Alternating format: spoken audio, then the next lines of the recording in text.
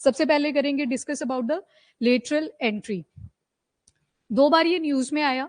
First, जब UPSC ने 45 lateral entry post निकाली अंडर डिफरेंट मिनिस्ट्रीज, ठीक है, देयर आर डिफरेंट मिनिस्ट्रीज, उन सबके लिए 45 लेटरल एंट्री के लिए पोस्ट निकाली। ऑपोजिशन एकदम से भड़क उठा कि लेटरल एंट्री को इसलिए प्रमोट किया जा रहा है ताकि रिजर्वेशन खत्म किया जा सके। SC ST OBC उनको उनका जो रैंक है एट द सीनियर लेवल उसको खत्म किया जा सके। तो ये एलिगेशन लगे, पर हमें जो पढ़ना है that is about the lateral entry होती क्या है, सेकंड उसके प्रोज क्या है, एडवांटेजेस क्या है, डिसएडवांटेजेस क्या है, कॉन्स क्या है, और कोई कमेटी जिसने रिकमेंडेशन दी थी अबाउट द लेटरल एंट्रीज उसके बारे में हम डिस्कस करेंगे। तो ये सारी चीजें रहेंगी लेटरल एंट्री में। तो ये न्यूज का ही बैकग्राउंड दे रखा है। लेटरल एंट्री होती क्या है वो हमें अंडरस्टैंड करना है।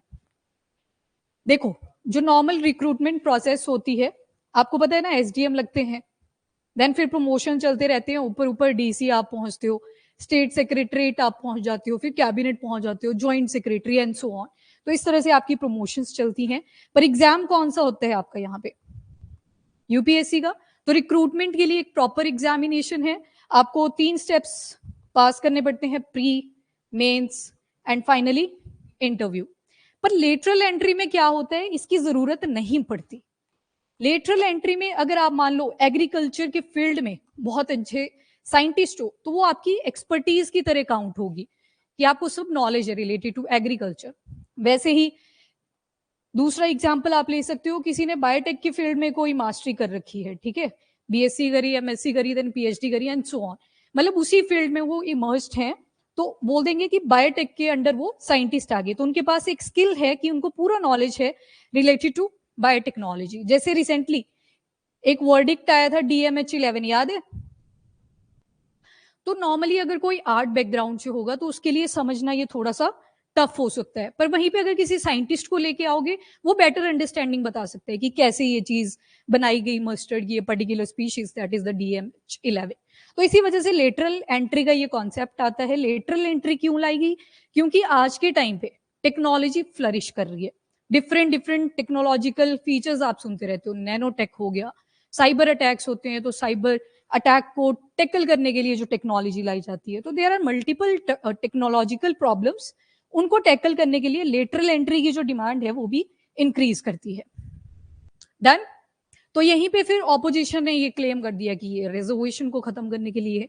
तो रिजर्वेशन का थोड़ा सा रिलेशन भी करेंगे लेटरल एंट्री के साथ, पर पहले अंडरस्टैंड कर लेते हैं लेटरल एंट्री। तो इंडिविजुअल लाए जाते हैं from outside the traditional recruitment process. Exam ना देके तुम्हारी किसी फील्ड के अंदर स्पेशलिटी है, तो स्किल को देख के आपको बोला जाता है कि ये लो जी एप्लीकेशन फॉर्म रहा, आप अपनी एक्सपर्टीज यहाँ पे फिल करो, और अकॉर्डिंग टू सर्टेन क्राइटेरिया जो कि आपको यूपीएससी बताएगा। अभी वही तो हुआ था, 45 पोस्ट आई, वहां पे पूरी डिटेल्स थी कि कौन कौन सी फील्ड के अंदर हमें एक्सपर्टीज चाहिए। अब लेटरल एंट्री लाई क्यों जाती है, क्या रीजन हो सकता है, why to bring this lateral entries, मतलब ये जो रिक्रूटमेंट है विदाउट एन एग्जाम क्यों लाए जाते हैं, क्यों। यस, कई बार क्या हो जाता है, जो हमारे IAS ऑफिसर्स होते हैं, कई बार ऐसी प्रॉब्लम्स भी आ जाती है जहां पे एक्सपर्टीज नीडेड होती ही होती है। अब हमने तो सारे सब्जेक्ट्स पढ़े होते हैं, हिस्ट्री हो गया, ज्योग्राफी हो गया, साइंस एंड टेक्नोलॉजी आ गया, आपका इंटरनल सिक्योरिटी, मल्टीपल सब्जेक्ट्स पढ़े होते हैं, पर कई ऐसी प्रॉब्लम्स आएंगी जरूर जहां पे आपको एक्सपर्टीज होनी ही चाहिए। तो उस वजह से लाई गई लेटरल एंट्री।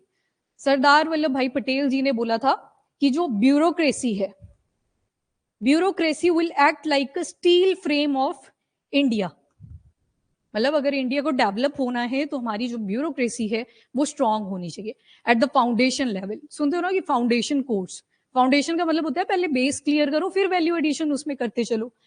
पर बाय द टाइम क्या हो गया, करप्शन। 1947 के बाद हम कंट्री तो बन गए, पर जैसे जैसे ब्यूरोक्रेसी इंक्रीज करती गई करप्शन भी आती गई, इनएफिशिएंसी देखने को मिली। 2004 में जाके ये कॉन्सेप्ट आया था लेटरल एंट्रीज का।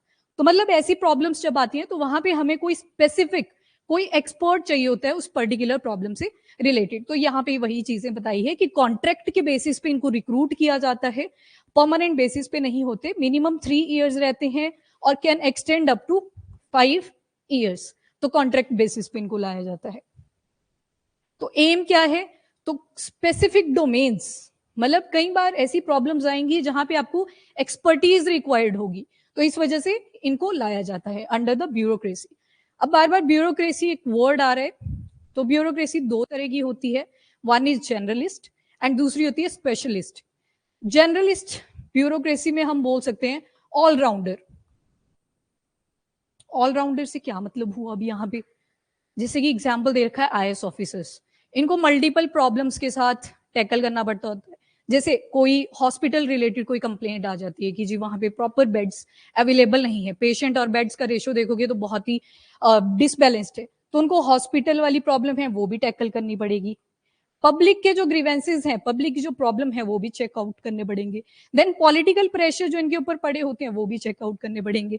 कई बार मीडिया का रोल आ जाता है, क्वेश्चनिंग हो रही है फ्रॉम द गवर्नमेंट, तो कैसे रेपुटेशन को बनाए रखना है वो चीज भी टैकल करनी पड़ेगी। तो that is the general bureaucracy, मतलब यहाँ पे सारी ही चीजों के ऊपर फोकस रखा जाएगा। Now opposite is specialist bureaucracy. तो स्पेशलिस्ट आइडिया लगा सकती हो, किसी एक फील्ड के अंदर उसकी स्पेशलाइजेशन होगी, नॉट लाइक आईएएस ऑफिसर या कोई भी मिनिस्टर। तो यहाँ पे क्या होगा, एक फील्ड के अंदर स्पेशलाइजेशन होगी। एग्जाम्पल दे रखा है आधार कार्ड, जो कि वर्ल्ड का सबसे बड़ा बायोमेट्रिक प्रोजेक्ट रहा है। बायोमेट्रिक थंब का इंप्रेशन हो गया, आपकी आईज के आगे वो कैमरा लगाया जाता था, आइरिस, आइरिस होता है ना पार्ट, IRIS, आईरिस का स्कैन किया जाता है, ये सबका इंडिविजुअली डिफरेंट होता है, तो इनकी स्कैनिंग करी जाती है। तो यहाँ पे बुलाया गया था स्पेशलिस्ट को, नंदन नीलकानी। तो आधार कार्ड की जो इम्प्लीमेंटेशन थी वो सक्सेसफुली हो पाई क्योंकि उसी फील्ड के स्पेशलिस्ट को वहां पे लाया गया था। एक और आपने पॉपुलर नाम सुना होगा, सुना है, फाइनेंस मिनिस्ट्री के साथ ये काम कर चुके हैं, तो ये भी बाहर से लाए गए थे, इन्होंने कोई एग्जाम नहीं क्लियर करा, पर लेटरल एंट्री के थ्रू इनको लाए गए थे। बहुत सारे एग्जाम्पल्स हैं, मल्टीपल एग्जाम्पल, एक दो याद कर लेना। Okay, now why there is a need for lateral entry, तो वही बात आ गई। पहले तो सरदार पटेल जी की बात लिखी हुई है कि वो चाहते थे कि जो ब्यूरोक्रेसी है वो ज्यादा एफिशिएंटली काम करे, बट विद टाइम बहुत सारी डिस्क्रिपेंसीज आती गई in the bureaucratic system, different department, different ministries के अंदर। तो एक तो वो रीजन आ गया कि हमें क्या करना है, स्पेशलिटी लेके आनी है, जो डिफरेंट प्रॉब्लम्स इस टाइम पे इमर्ज कर रही है, नया पर्सपेक्टिव। कई बार क्या होता है, जो ऑफिसर्स होते हैं वो पब्लिक ग्रीवेंसेस में ही ज्यादा इन्वॉल्व हो जाते हैं। Multiple reasons can be there कि टेक्नोलॉजी जो नई चल रही है उसके ऊपर फोकस ही नहीं कर पाते, तो बोला गया new perspective, diverse perspective. Diverse का मतलब है कि डिफरेंट जो सब्जेक्ट्स हैं, आपकी टेक्नोलॉजी है, हेल्थ है, इंजीनियरिंग है, डिफरेंट पर्सपेक्टिव के आइडियाज लेके आने हैं, तो we have to recruit these lateral entrants. Lateral हो गया मतलब साइड से एंट्री हुई, डायरेक्ट एंट्री नहीं हुई आपकी एग्जाम देके। उसके बाद healthy competition with bureaucracy. Okay, अब ऐसे भी हो सकता है ना, जैसे यहाँ पे एक प्राइवेट एंट्रेंट आ गया थ्रू लेटरल एंट्री, एंड दूसरी तरफ था आपका क्या बोलेंगे इसको, गवर्नमेंट ऑफिशियल। यहाँ पे थोड़ा सा प्रॉब्लम भी आ सकता है। प्रॉब्लम क्या आएगा कि हमने एग्जाम क्लियर करा था, प्री मेंस इंटरव्यू तक गए, 2-3 साल बैठ के तैयारी भी करी, और इनको डायरेक्टली एंट्री दे रहे हैं, सॉरी उल्टा लिख दिया ये, ना ठीक है ठीक है, और इनको डायरेक्ट एंट्री दे दी प्राइवेट वालों को, तो मतलब वो मिसमैचिंग भी आ जाती है। कई बार ये पॉजिटिव होगा, कई बार नेगेटिव, अब दोनों ही देख लो, पॉजिटिव एंड नेगेटिव एस्पेक्ट। अगर तो पॉजिटिव तरीके से लेंगे तब तो ग्रोथ होगी, मतलब गवर्नमेंट ऑफिशियल अगर ये सोच के चलेंगे कि कुछ नया सीखने को मिलेगा। जैसे गवर्नमेंट में एक दिक्कत आती है, काम थोड़े स्लो चलते हैं, ठीक है, डॉक्यूमेंटेशन के बड़े सारे काम होते हैं, कई बार टेबल पे फाइल्स रह जाती हैं। पर वहीं पे ऑपोजिट देखें अगर प्राइवेट सेक्टर के अंदर, तो फटाफट सिग्नेचर होते हैं, जहां पे मेल करनी है सेंड, फटाफट से मेल सेंड होती है। तो पॉजिटिव तो ये है कि अगर दोनों कोलैबोरेशन के साथ काम करते हैं तो it will put a positive impact. पर नेगेटिव भी हो सकता है, उल्टा केस भी हो सकता है, हमें नहीं सीखना, बस इनको बाहर निकलवाना है, तो वो नेगेटिव चीज भी हो सकती है। यहाँ पे ईगो क्लैश कर गया कि, और इवन सर्वे के थ्रू ये फाइंड आउट करा गया सिंस 2017 बहुत सारे लेटरल एंट्रेंट थे जिन्होंने बोला कि हमारे साथ कोऑपरेट नहीं करते गवर्नमेंट ऑफिशियल, ठीक है, तो वो चीज आई थी सर्वे के थ्रू, तो यहाँ पे ये चीज भी आप मेंशन कर सकते हो। फील्ड रियलिटी अवेयरनेस, अब यहाँ पे एक एग्जाम्पल दे रखा है, मे भी कोई आईएएस ऑफिसर है जिनका बैकग्राउंड आर्ट फील्ड से ही रहा है, साइंस से कोई ज्यादा लेना देना था ही नहीं, और ये जनरली होता भी है ड्यूरिंग द प्रेपरेशन कि बाकी सब्जेक्ट पे ज्यादा फोकस रखेंगे, साइंस एंड टेक्नोलॉजी को थोड़ा अवॉइड कर देंगे क्योंकि हमारा बैकग्राउंड नहीं था उससे। और प्रॉब्लम आ रही है related to cyber security, problem आ रही है रिलेटेड टू बायोटेक्नोलॉजी, तो यहाँ पे अगेन एक रिक्वायरमेंट पड़ेगी that is of the skill, जो कि किसके अंडर हो, साइंस एंड टेक्नोलॉजी के अंडर। तो यहाँ पे अगेन एक जरूरत पड़ जाती है लेटरल एंट्रेंट की। शॉर्टेज ऑफ ब्यूरोक्रेटेड सेंटर, अच्छा यहाँ पे एक छोटी सी वो भी आ जाती है कंट्रोवर्शियल बात, वो भी देख लेना।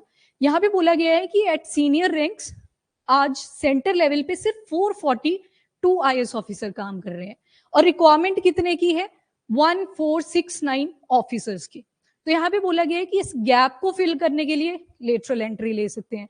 पर दूसरा यहाँ पे आ जाता है कि तुम सीट्स इंक्रीज कर दो ड्यूरिंग द एग्जामिनेशन, तो वो भी आ जाता है। तो दोनों इश्यूज आप यहाँ पे मेंशन कर सकते हो।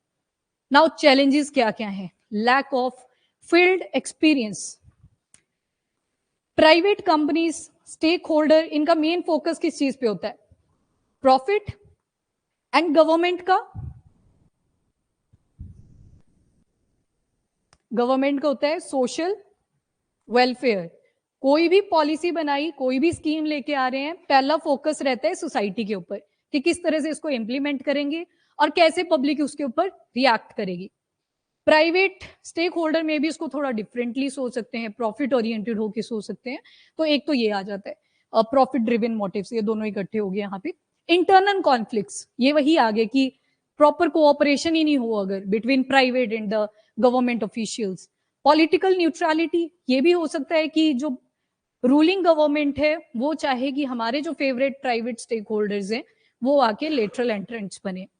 समझ रहे हो ये चीज, पॉलिटिकल न्यूट्रलिटी का होना इसलिए जरूरी है कि ऐसे ना हो कि फेवरेटिज्म बड़ा ज्यादा इंक्रीज कर जाए, नेपोटिज्म, रिलेटिव्स ही भर दिए। एक देयर इज वन कंपनी, नाम नहीं लेंगे अभी, तो वहां पे ना सारे मतलब रिश्तेदार ही हो गए उस कंपनी के अंदर, पतन चल रखा है इस टाइम पे उस कंपनी का पर्टिकुलरली, ठीक है। तो ये चीजें जो है ये भी देखनी पड़ेगी। तो political neutrality is important, possibility of favouritism and nepotism in selection वही आ गया, एंड इम्पैक्ट ऑन रिजर्वेशन, अब ये अलग से पढ़ेंगे हम।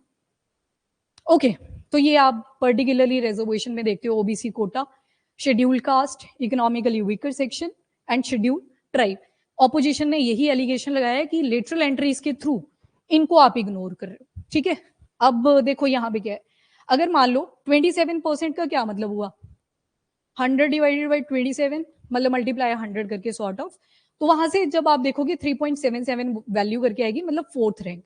अब इसको समझना ठीक से, मान लो देयर आर 20 वैकेंसीज,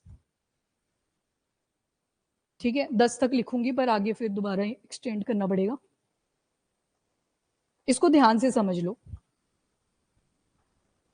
17, 18, 19, 20 ओबीसी का कोटा चलता है टोटल 27%। तो ये आप जब कैलकुलेट करोगे तो हर चौथी वैकेंसी जो होगी that belongs to other backward classes, मतलब ये जो चौथे वाली पोजीशन होगी ये किसके लिए चलेगी, ओबीसी के लिए।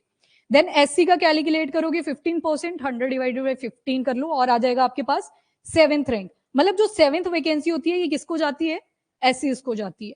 इकोनॉमिकली वीकर सेक्शन 10th, मतलब 100 डिवाइडेड बाई 10 अगेन वही चीज। तो जो 10th वैकेंसी होगी हर 10th वाली वो किसके लिए चली जाएगी, इकोनॉमिकल वीकर सेक्शन।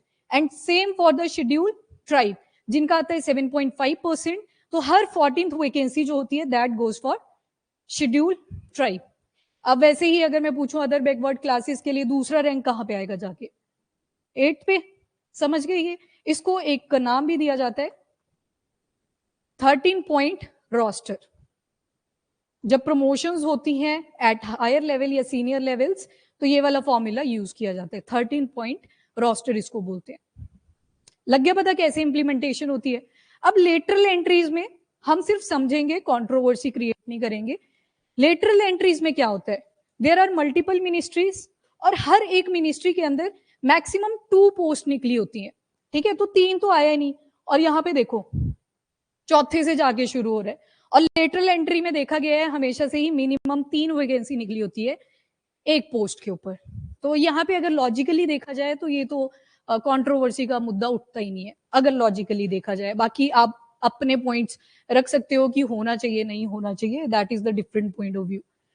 ओके, कुछ कमेटीज भी थी, ग्रुप्स भी थे जिन्होंने रिकमेंडेशंस दी हैं ऑन लेटरल एंट्री। पहले आता है first ARC, administrative reform commission. Reform का मतलब है सुधार करना किसी चीज का, ठीक है। तो कोई चीज सुधारनी है पब्लिक एडमिनिस्ट्रेशन के अंदर, यानी कि आईएएस ऑफिसर कैसे काम कर रहे हैं, पब एड भी जिसको बोलते हैं। तो ये रिकमेंडेशंस कौन देता है? एआरसी। इन्होंने बोला था जैसे आर्म फोर्सेस के अंदर होता है कि अगर कोई काम नहीं कर रहा तो उसको वीड आउट कर दो, निकाल दो, तो सेम करना चाहिए लेटरल एंट्री में भी। कि कोई आया प्राइवेट स्टेक होल्डर, देखा कि ठीक है गवर्नमेंट के साथ अच्छी बन रही है, काम गुम किया नहीं 3 साल टाइम पास, तो उनको टाइम से निकाल दो अगर काम नहीं कर रहे, क्योंकि वो एक्सपेडाइट करने के लिए लाए थे ताकि काम जल्दी हो सके। तो फर्स्ट एआरसी ने क्या बोला? नॉन परफॉर्मर है उनको बाहर निकालो, दैट इज फर्स्ट रिकमेंडेशन। 2003 में सुरेंद्र नाथ कमेटी आती है। इन्होंने बोला था कि हमें अब टेक्नोलॉजी चेंज की वजह से पर्टिकुलर सर्विसेज से रिक्रूटमेंट्स करनी पड़ेंगी। इसी को वैलिडेशन देने के लिए कौन आए थे? होटा कमेटी, ये 2004, तो दोनों का सेम है। पहले 2003 में Surendra Nath committee and Hota committee in 2004। Committees are important, ठीक है, वैल्यू एडिशन होती है इससे। Then second administrative reform commission आता है 2005 में। इसमें बोला गया था कि हमें लेटरल एंट्रेंट चाहिए सेंटर पे भी और स्टेट लेवल पे भी। डन। तो ये 4 हैं, इनको आप याद कर सकते हो। ओके, ये एक टाइमलाइन दे रखी है कि कितने नंबर ऑफ पोस्ट निकाली गई थी फॉर द लेटरल एंट्रेंस। याद करना चाहो तो कर सकते हो, 1-2 डेटास 2017 से पिक करा हुआ है ये।